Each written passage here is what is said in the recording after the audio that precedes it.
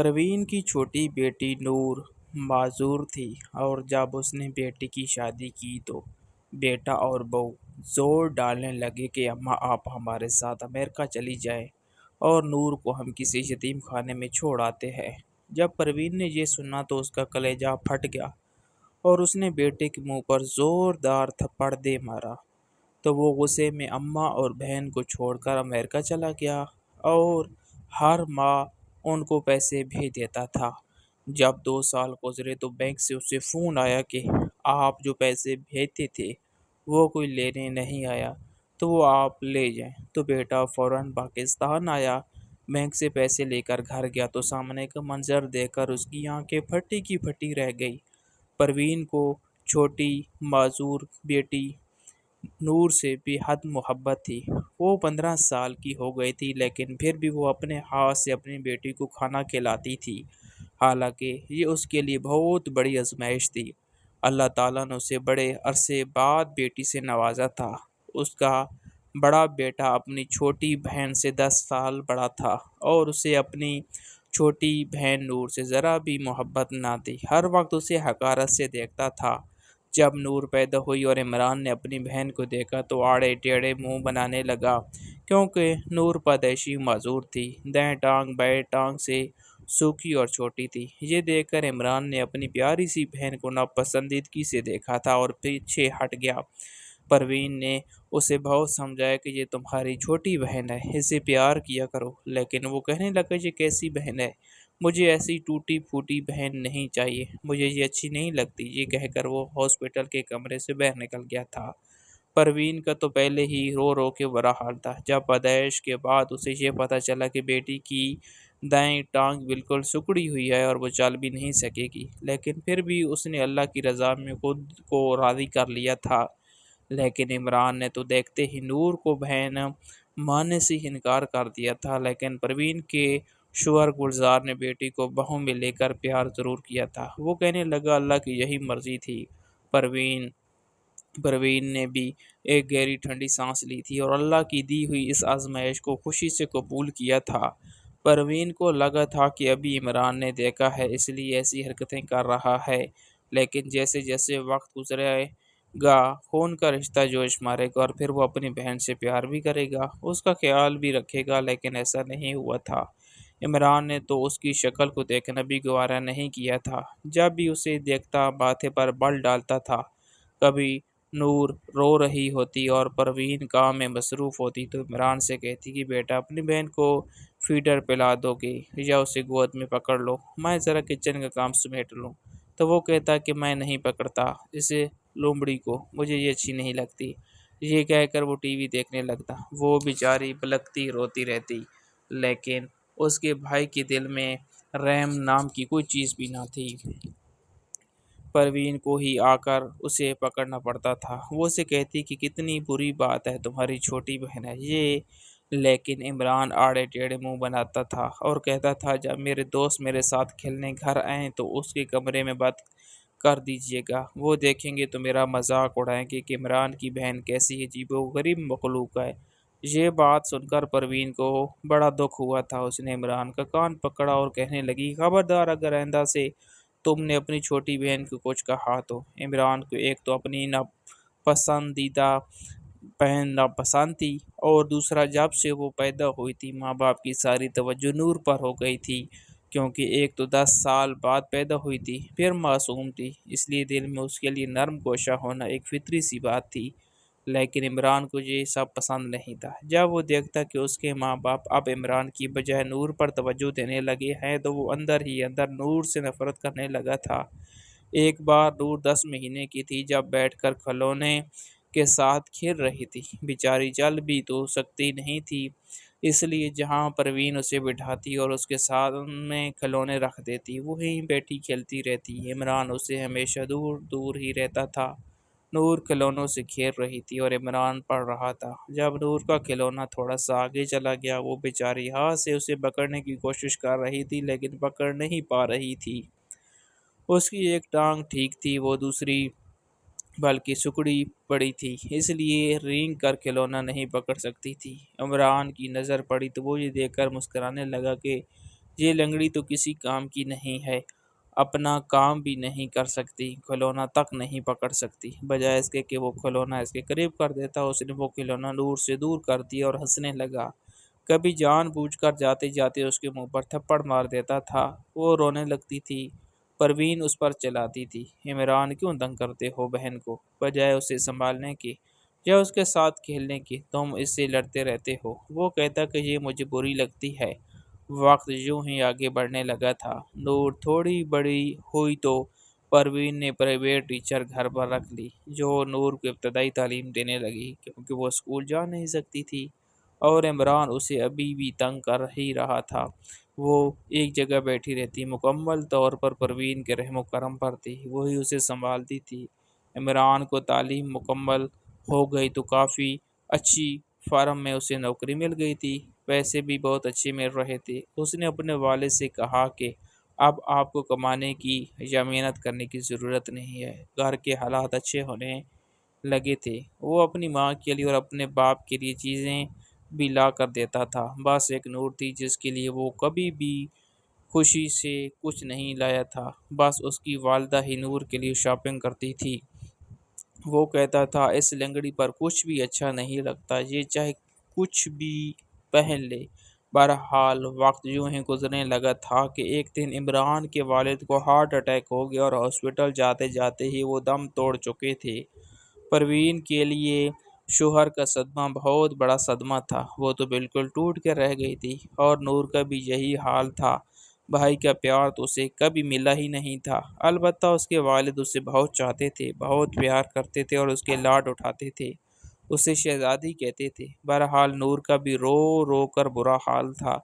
پہلی بار عمران نے اس وقت نور کو تسلی دی تھی، اس کے آنسو صاف کیے تھے، وہ بھی بھائی سے لپٹ گئی تھی۔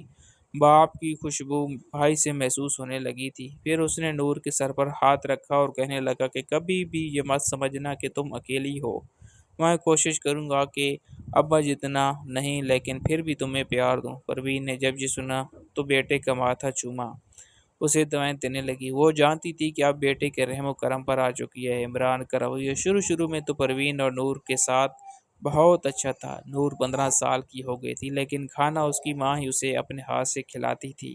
اب وہ بیاساکھی کے سہارے چل لیتی تھی، لیکن یہ تو پروین بھی جانتی تھی اور نور بھی کہ نور کی کبھی شادی نہیں ہو سکتی، کیونکہ کوئی بھی اسے بیوی کے طور پر قبول بھی نہیں کر سکتا تھا۔ اس لیے ساری زندگی نور نے یا تو اپنی ماں کے ساتھ گزارنی تھی اور ماں کے بعد بھائی کے ساتھ۔ انہی دنوں عمران کو اپنی ایک اور لیگ اچھی لگنے لگی تھی، وہ کافی امیر خاندان کی لڑکی تھی۔ یوں تو عمران کا بھی اپنا گھر تھا، گاڑی تھی جو اسے آفس کی طرف سے ملی تھی، اچھا سیٹل تھا۔ اس لیے اس نے اپنی ماں سے کہا کہ اسے روبینہ پسند ہے، وہ اسی سے ہی شادی کرنا چاہتا ہے۔ پروین کو بھلا کیا انکار ہو سکتا تھا؟ اس نے رشتہ مانگا جو منظور ہوگا۔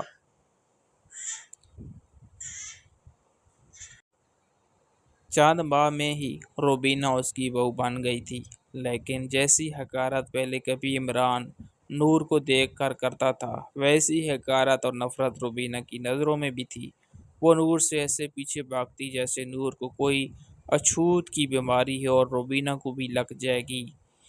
کھانا روبینہ بنانے لگی اور پروین کی اب ساری توجہ نور کی طرف ہوتی تھی۔ نور کی ٹیچر ابھی بھی آتی تھی اور اسے پڑھاتی تھی۔ اسے کہنے لگی کہ 9ویں جماعت کے بورڈ کے پرچوں کی میں نے تمہاری تیاری کروا دی ہے، تو پرائیویٹ ہی پیپر دے دو۔ جب یہ بات ہوئی تو پروین نے عمران سے کہا تو پہلے اسے کوئی اعتراض نہ تھا، کہتا تھا کہ میں اسے گاڑی میں بٹھا کر لے جاؤں گا اور پرچہ بھی دلوا دوں گا، لیکن رات کو جب کمرے میں آیا تو روبینہ نے اسے صاف کہہ دیا۔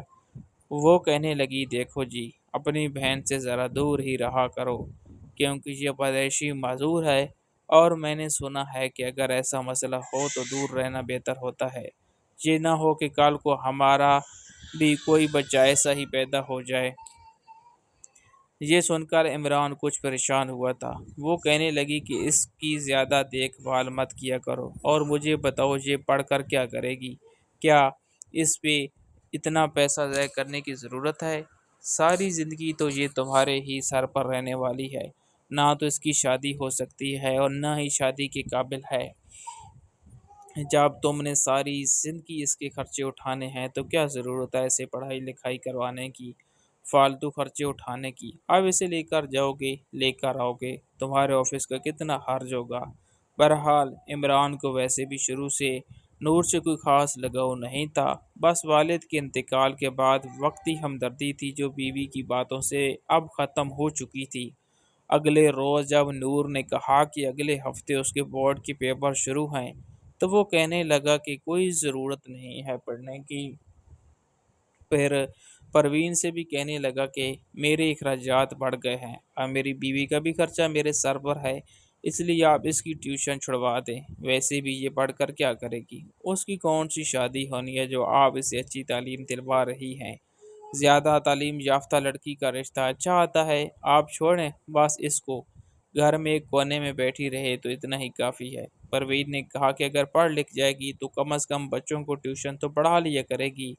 تو وہ کہنے لگا جانے بھی دیا ماں، اس نے کیا کرنا ہے، ایک تو ٹانگ لنگڑی ہے، اوپر سے پڑھنے میں بھی کمزور ہے، میں اتنے خرچے اب افورڈ نہیں کر سکتا، بس آپ اس کا ٹیوشن چھڑوا دیں، کیونکہ جو استانی اسے گھر میں پڑھانے آتی ہے وہ 15,000 لیتی تھی۔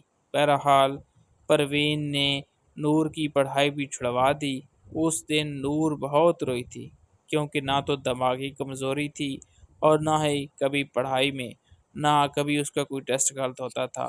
اسے پڑھنے کا ویسے بھی بہت شوق تھا، وہ چاہتی تھی کہ وہ اعلیٰ تعلیم حاصل کر سکے، لیکن معذوری کی وجہ سے اسکول نہیں جا سکتی تھی، جاتی بھی تو لوگ اس کا وہ ایسے ہی مذاق اڑاتے جیسے اس کا سگا بھائی اڑاتا تھا، ویسے ہی ناپسندیدگی سے اسے دیکھتے جیسے کہ اس کا بھائی اور بھابھی دیکھتے تھے، اس لیے اس نے دل پر پتھر رکھ لیا۔ پروین اپنی بیٹی کی کیفیت سے واقف تھی، اس لیے اسے سینے سے لگا کر تسلی دینے لگی، لیکن یہ تو شاید ابھی ابتدا تھی۔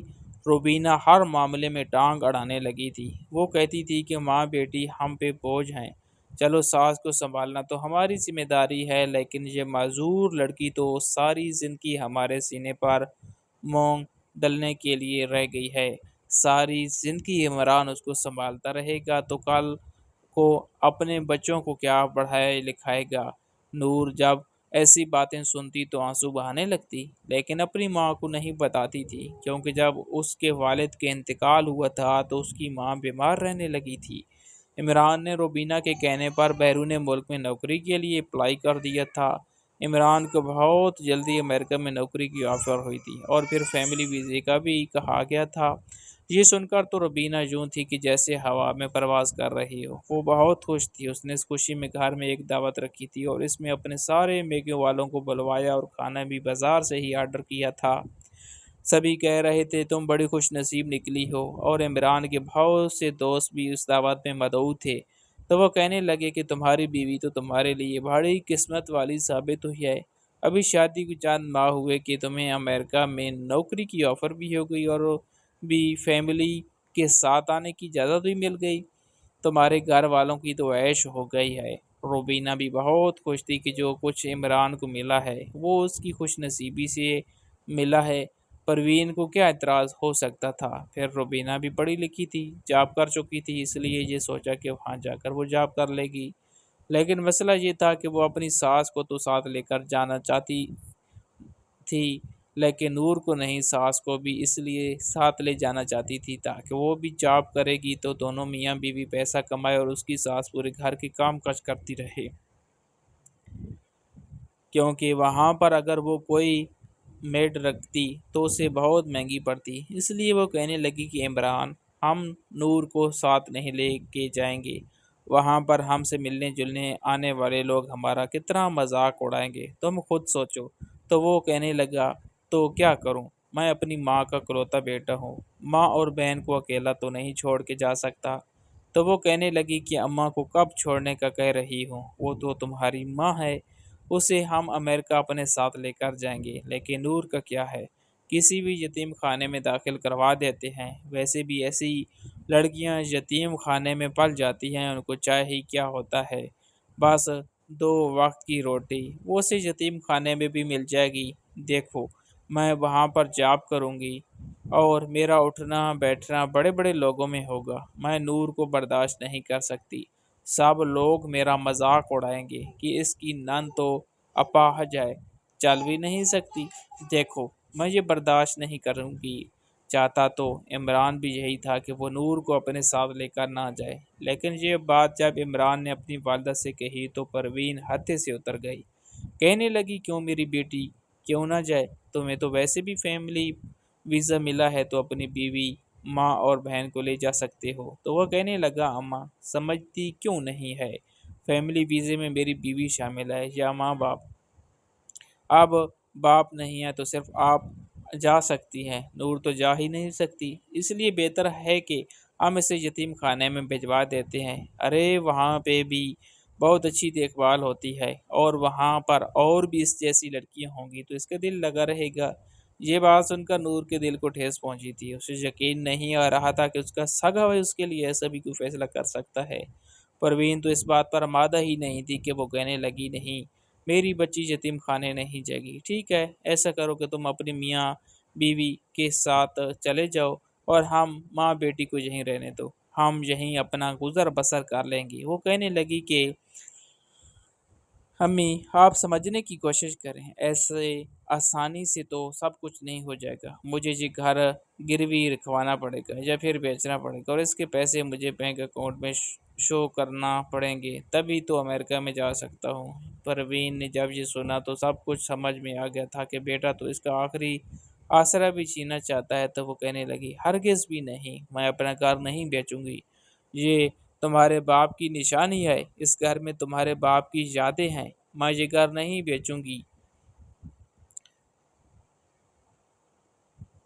یادیں ہیں، میں یہ گھر نہیں بیچوں گی۔ روبینہ کہنے لگی کہ عمران دیکھ لو، تم ماں کرتے پھرتے ہو کہ میں اپنی ماں کو ساتھ لے کے جاؤں گا، میری ماں ایسی ہے ویسی ہے، خیال رکھوں گا، اور تمہاری ماں کو تو تمہارا احساس ہی نہیں ہے۔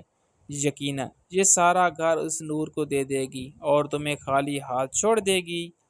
روبینہ نے آگ لگانے کی کوشش کی تو یہ سن کر پروین کہنے لگی کہ میں ایسا کچھ نہیں کروں گی، لیکن جب تک میں زندہ ہوں میں اپنا گھر نہیں بیچوں گی۔ عمران کو رہنا ہے تو رہے، جانا ہے تو جائے۔ عمران کہنے لگا ٹھیک ہے ایسا کریں، گھر بیچ کے میرا حصہ دے دیں کیونکہ مجھے پیسوں کی اشد ضرورت ہے۔ پروین کہنے لگی ہم کیا کریں گے، یہ نہیں سوچا تم نے؟ تو وہ کہنے لگا آپ لوگ جب میرے بارے میں نہیں سوچتے تو میں آپ کے بارے میں کیوں سوچوں؟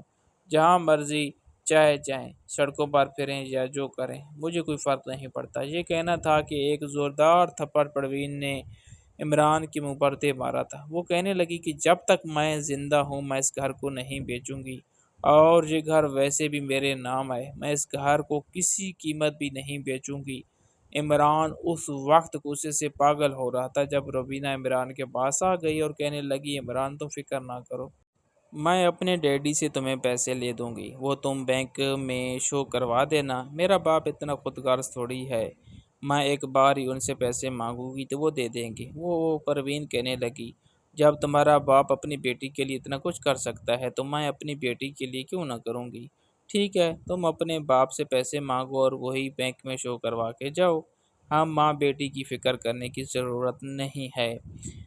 بہرحال عمران یہ موقع گنوانا نہیں چاہتا تھا، اس لیے سسر کے پیسے بینک میں شو کروائے اور روبینہ کے ساتھ امریکہ چلا گیا۔ شروع میں تو روبینہ نے عمران سے صاف کہہ دیا تھا کہ جب تمہاری ماں تمہارے لیے گھر نہیں بیچ سکی تو تم بھی اپنی ماں کو گھر کا خرچہ نہیں بھیجو گی۔ روبینہ نے بھی وہاں پر نوکری شروع کر دی تھی، لیکن عمران کا دل نہیں مانا۔ جو کچھ بھی تھا جیسے بھی تھا وہ اس کی ماں تھی اور ایک معذور بہن بھی تھی، ان کی کفالت کرنے والا کوئی نہیں تھا، اس لیے اس نے بینک اکاؤنٹ میں پیسے ڈلوانا شروع کر دیے اور ایک بار اپنے دوست کو بھی یہ پیغام بھیجا کہ اس کی والدہ کو بتا دے کہ ان کے اکاؤنٹ میں پیسے وہ ہر مہینے بھیجا کرے گا، اس لیے وہ ضرورت کے تحت پیسے نکلوا کر استعمال کر سکتی ہیں۔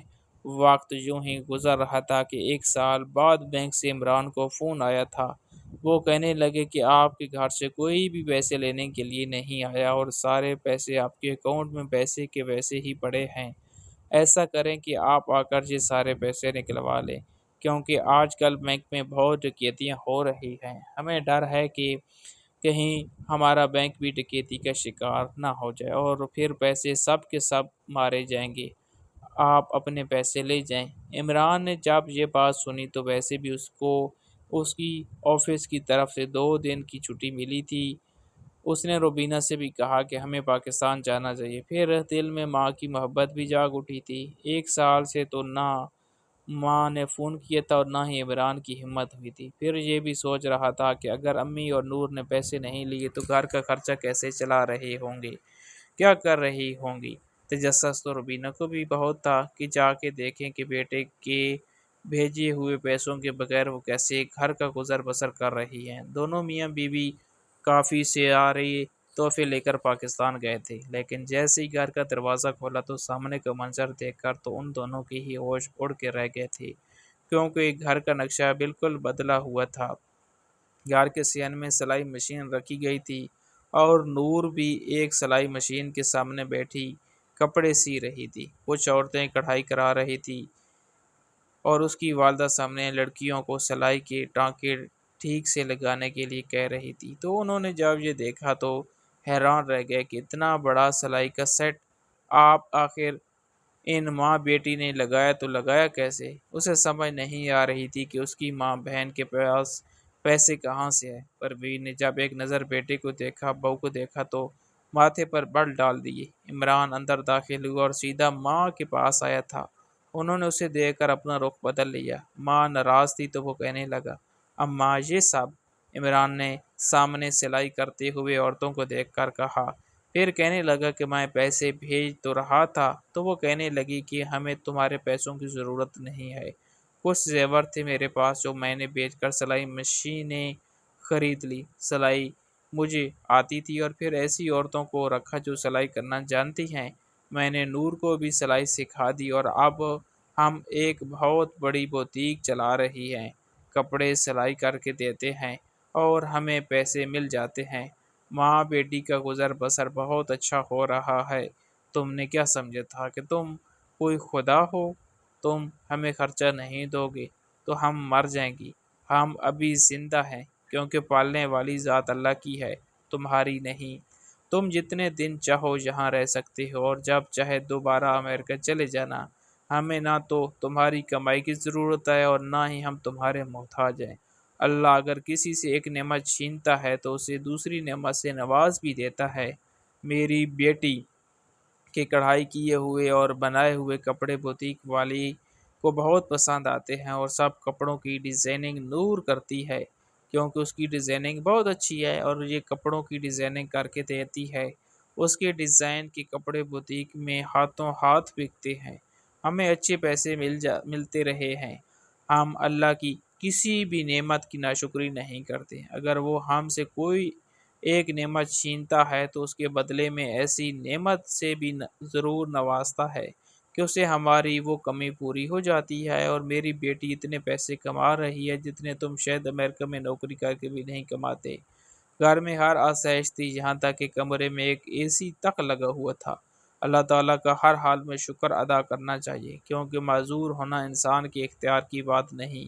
اس لیے اپنے ایسے معذور بہن بھائیوں کو کمتر نہیں سمجھنا چاہیے بلکہ ان کا ساتھ دینا چاہیے۔